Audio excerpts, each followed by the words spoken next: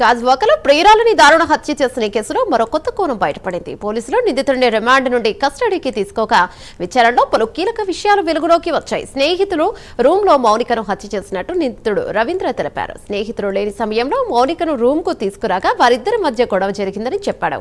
ఈ క్రమంలో మౌనికను చంపి సూట్ కేసులో మృతదేహాన్ని తన ఇంటికి తీసుకొచ్చి ముక్కలు ముక్కలుగా నరికినట్లు నిందితుడు పోలీసులకు వెల్లడించారు. ప్రస్తుతం నిందితుడిని పోలీసులు కోర్టులో హాజరుపరిచి రిమాండ్కు తరలించనున్నారు.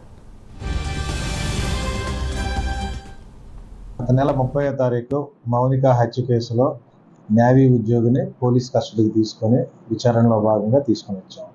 అందులో భాగంగా విచారించగా సీసీ ఫుటేజ్ ఆధారంగా అతను హత్య అనేది ఫ్రెండ్ ఇంట్లో చేశాడు. ఆ ఫ్రెండ్ ఇంట్లో ఎలా చేశాడంటే వాళ్ళు ముగ్గురు కూడా బ్యాచిలర్స్. వాళ్ళు తాళం ఒక ప్లేస్లో పెట్టుకొని వేరు సమయాల్లో ఇంటికి వస్తుంటారు అన్నమాట. వాళ్ళు ఉదయం నుంచి సాయంత్రం వరకు ఇంటికి రాని సందర్భంలో ఆ అమ్మాయిని పిలిపించేసి అక్కడ లోపల వాళ్ళిద్దరికి వాగ్వివాదం జరిగిందని చెప్పేసాడు.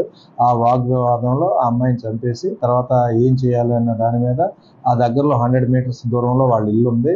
అక్కడికి సూట్ కేసులో దాంట్లో బాడీని పెట్టుకొని తీసుకెళ్లేసి ఆ సొంత ఇంట్లో తర్వాత కత్తితో అమ్మాయిని ముక్కలుగా చేసేసి డిస్పోజ్ చేశాడు అనమాట.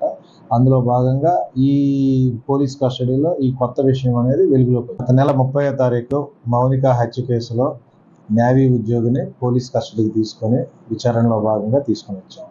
అందులో భాగంగా విచారించగా సీసీ ఫుటేజ్ ఆధారంగా అతను హత్య అనేది ఫ్రెండ్ ఇంట్లో చేశాడు. ఆ ఫ్రెండ్ ఇంట్లో ఎలా చేశాడంటే వాళ్ళు ముగ్గురు కూడా బ్యాచిలర్స్. వాళ్ళు తాళం ఒక ప్లేస్లో పెట్టుకొని వేరు సమయాల్లో ఇంటికి వస్తుంటారు అన్నమాట. వాళ్ళు ఉదయం నుంచి సాయంత్రం వరకు ఇంటికి రాని సందర్భంలో ఆ అమ్మాయిని పిలిపించేసి అక్కడ లోపల వాళ్ళిద్దరికి వాగ్వివాదం జరిగిందని చెప్పేసాడు.